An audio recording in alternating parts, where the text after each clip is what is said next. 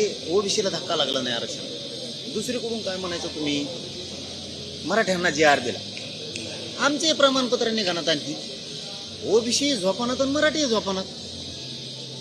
Real परिस्थिती नाही. आमचे तर सरकारी नोंदी आहेत, महसुली दस्तावेज आहे हैदराबाद गॅझेटियरचा. हां, मग आता तुम्हाला जर मोकळ्या मनाने द्यायचं आहे ना फडणवीस साहेबाला, काय विचार करायचा? त्यांच्या नोंदी नसून तुम्ही त्यांना आरक्षण दिलं आणि आमच्या नोंदी असून आम्हाला देत नाहीत, म्हणजे आम्ही किती दिवस सहन करणार? म्हणजे एकूण ओबीसीला म्हणायचं तुमच्या आरक्षणाला धक्का नाही लागणार नाही, आणि एकूण आम्हाला म्हणायचं जे आर दिला आणि प्रमाणपत्र केव्हा द्यायचे? मग ही तुम्ही मन जिंकायचं ना, स्पष्ट मनानं जिंकला पाहिजे. आम्ही आहेत ना 100% फडणवीस साहेबाला आम्ही उघडं पडू देत नाही. पण आमच्या सातारा संस्थांच्या, पुणे गॅझेटियरच्या संस्थांचे आणि कोल्हापूर गॅझेटियर हे लागू करा. मराठवाड्यातलं हैदराबादच्या गॅझेटियरनुसार सगळ्यांना कोणती प्रमाणपत्र द्या.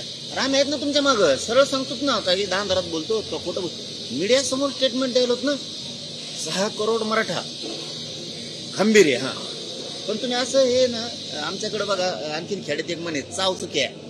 हां, चाव चुक्यासारखा करू नका.